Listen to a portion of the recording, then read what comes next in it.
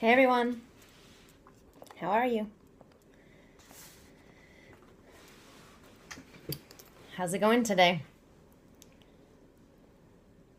Welcome to the Periscope. Thank you so much for joining me.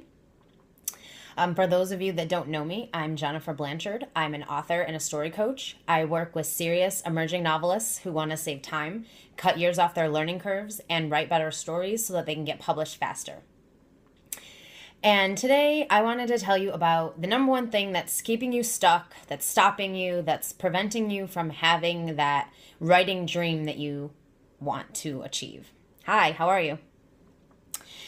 And before I go into that, I will say that the number one thing stopping you is you. You are the only thing standing in your way. And if you can push past the things that stop you, you can achieve anything. But there's something a little deeper than that. So yes, you are stopping yourself. You're preventing yourself from having what you want by, self-sabotaging. Maybe you procrastinate. Maybe you don't sit down and do your writing. Maybe you just haven't started yet.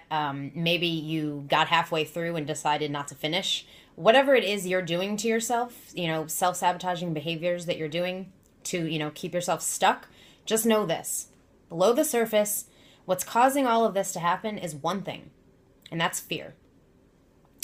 Now, that might seem kind of strange, but at the end of the day, everybody has fears. Everybody has stuff that they're afraid of, and a lot of times it's things that aren't even real. And most of the time it's things that aren't real. So, we're afraid that we're not good enough.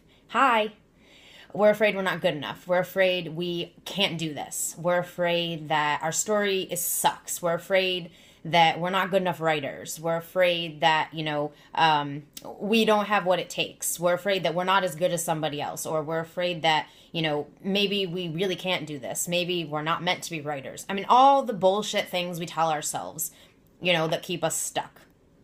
But here's the thing. You absolutely have what it takes to do this. And you absolutely can push past the fear that keeps you stuck. So whatever fears you're experiencing, and if you're not sure what they are, now most people probably are listening to this and already know what fears they have, because I'm sure that as I was talking, you're hearing them come up in your head. But if you don't know, what fears you have, then what helps is to just write them down. So, get a piece of paper out and just write down what fears come into your mind, as you're writing, or when you're thinking about your writing, or when you're procrastinating on your writing. What's there? What are you feeling in that moment? Because those are the things that will help you identify the fears you're experiencing. And once you do that, then you can actually get rid of them, or do exercises to make them less stressful to you. So, one thing I will say, and I say this all the time, but fear is a part of the creative process. So it's never going to go away completely, but it is easy to manage. So you don't have to stay stuck in fear.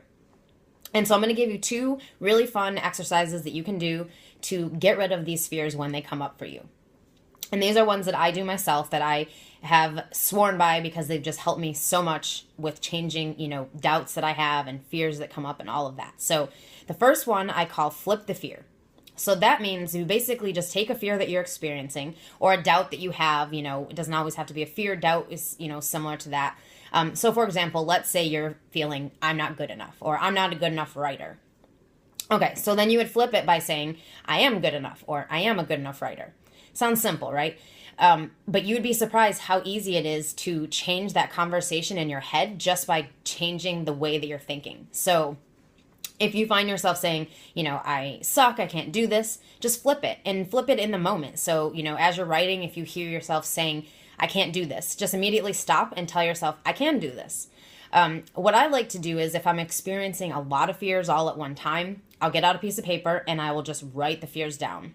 And then I'll flip them all. So I'll say the opposite of each one. So for example, again, I'm not good enough, I'll flip to I am good enough. Or, I can't do this, I'll flip to I can do this. Whatever fears you're experiencing, just flip them by changing them to a positive version of what you're hearing.